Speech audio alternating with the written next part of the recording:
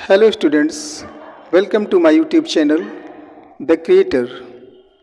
Students, आज हम लोग सीखने वाले हैं future continuous tense.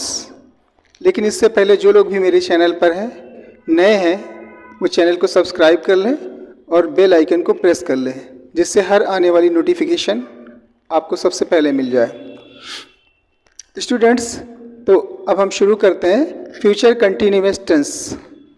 Future continuous tense क्या है और फ्यूचर कंटिन्यूअस टेंस के सेंटेंसेस किस तरह और कहाँ यूज़ किए जाते हैं, आज हम उसको सीखेंगे।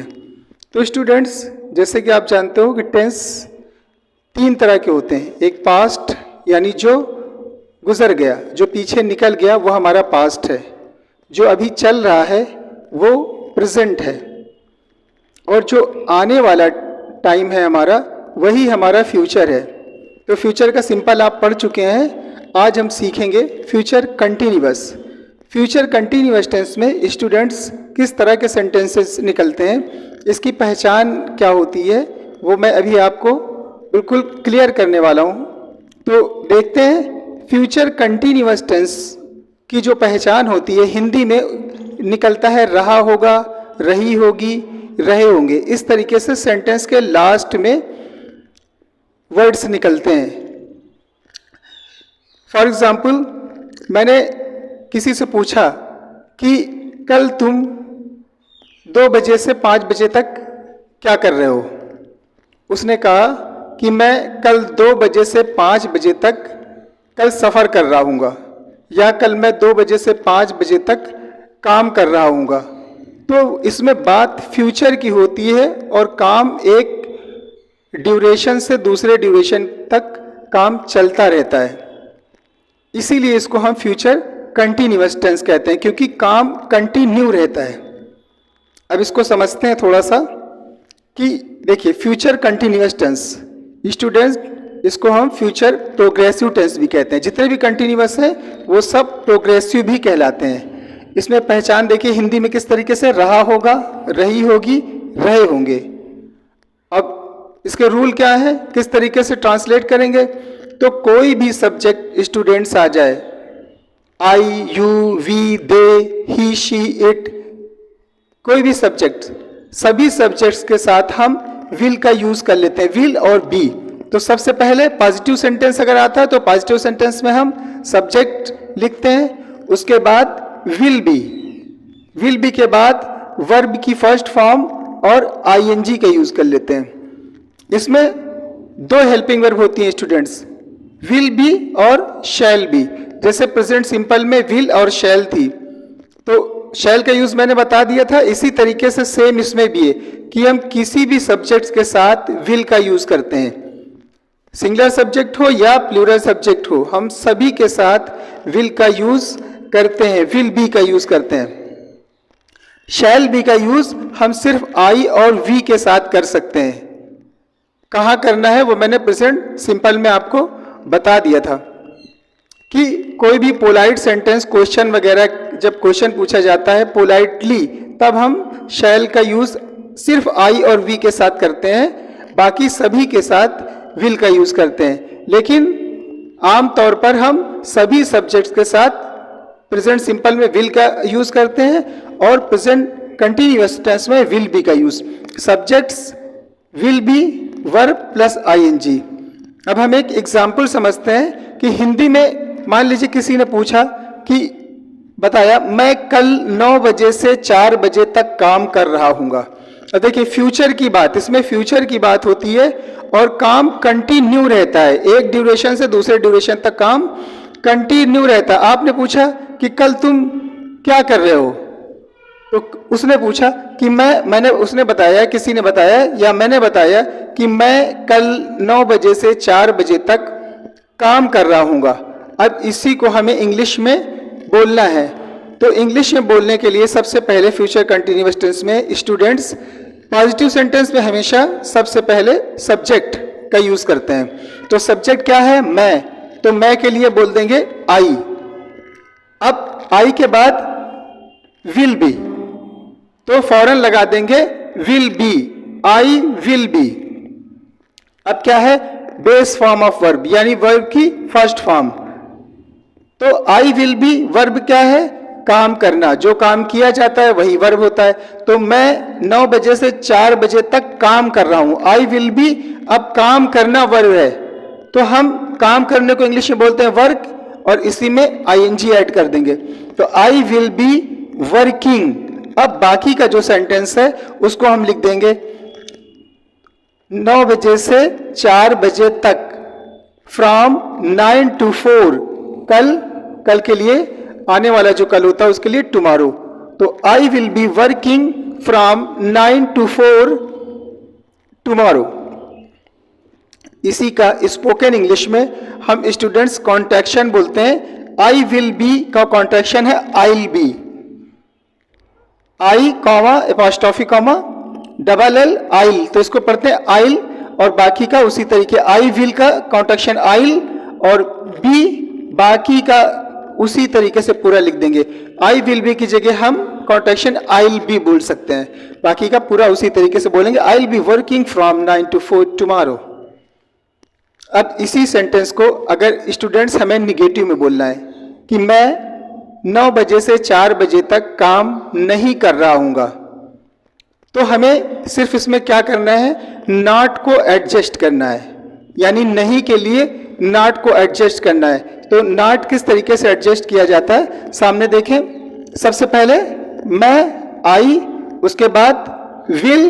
अब विल के फौरन बाद स्टूडेंट्स नॉट लिख देते हैं, या बोलने में नॉट बोल देते हैं। तो आई विल नॉट, और उसके बाद बी, यानी इसकी हेल्पिंग वर्ब क्या है? विल बी है, तो इसी विल बी के बीच में नॉट का यूज किया जाता है। आई विल नॉट बी, बाकी का पूरा सेंटेंस वही रख देंगे उठा करके, वर्किंग फ्रॉम 9 to 4 टुमारो। तो इस तरीके से स्टूडेंट इसका निगेटिव आप ट्रांसलेट कर लेंगे या बोलेंगे।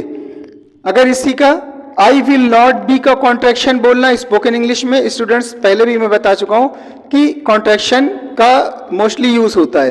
तो आई विल नॉट बी, तो आई विल जो है, विल नॉट का हम वांट कर देते हैं, want, WON apostrophe T, I want be. बाकी का सेंटेंस वही, देखिए आई विल नॉट बी, तो आई विल नॉट का हमने कर दिया वांट, तो आई वांट हो गया। उसके बाद बी अपनी जगह, और वर्किंग फ्रॉम 9 to 4 टुमारो, ये निगेटिव हो गया और उसी का कॉन्ट्रैक्शन हो गया। तो इसको हम स्पोकन इंग्लिश में बोल देंगे I want be working from 9 to 4 tomorrow. मैं कल 9 से 4 बजे तक काम नहीं कर रहा हूँगा।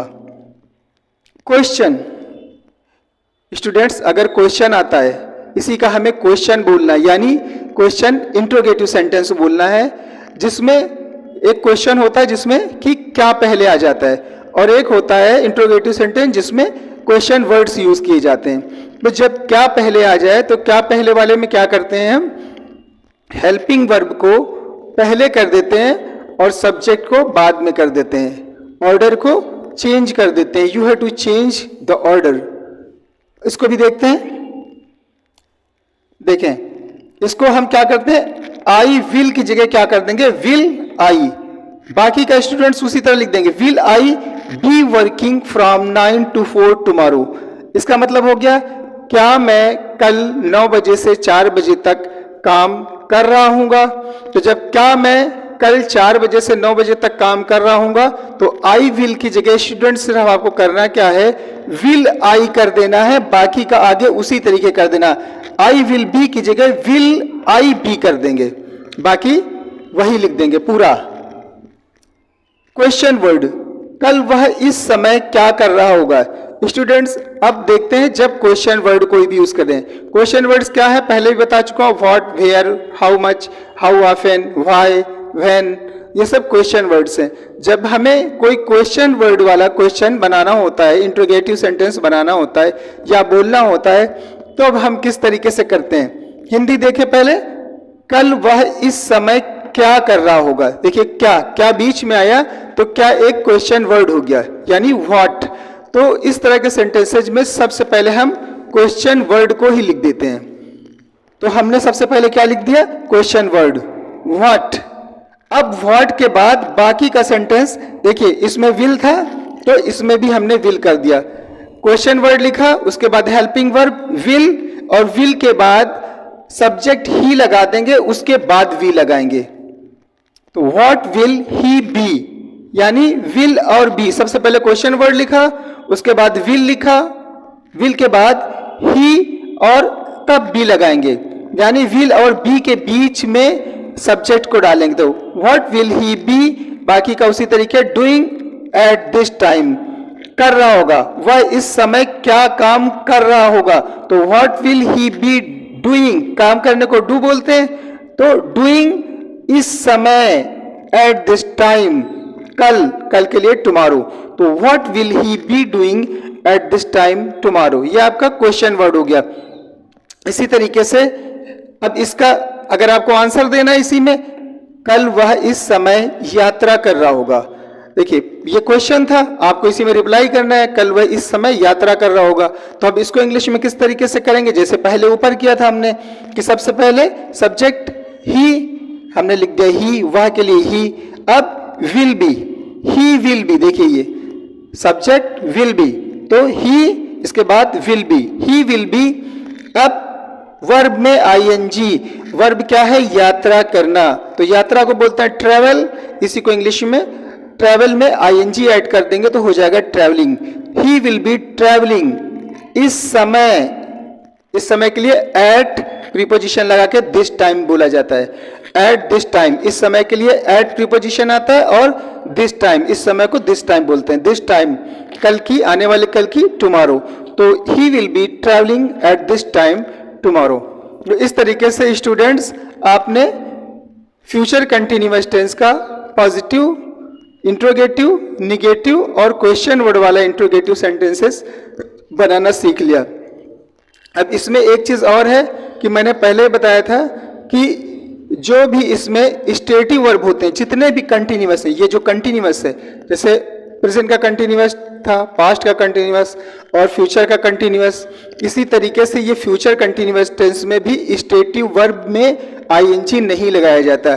जैसे वह समझ रहा होगा, इसको आप ये नहीं कह सकते ही विल बी अंडरस्टैंडिंग, तो he will be understanding is a wrong sentence, इसको आप नहीं लिख सकते। या he will be liking, like, no, understand, ये सब जो है स्टेटिव वर्ब है, और कंटिन्यूअस टेंस में स्टेटिव वर्ब का यूज नहीं किया जाता। तो उम्मीद है स्टूडेंट्स आप लोगों को पूरी तरीके से समझ में आ गया होगा, और आप लोग चैनल को सब्सक्राइब करना ना भूलें। और जो लोग भी इस चैनल पे नए हैं उनसे मैं फिर एक बार कह रहा हूँ कि चैनल को सब्सक्राइब कर लें, अपने कमेंट्स देते रहें, वीडियो को लाइक करें और शेयर करें। मिलते हैं नेक्स्ट टाइम नेक्स्ट वीडियो के साथ। Thank you.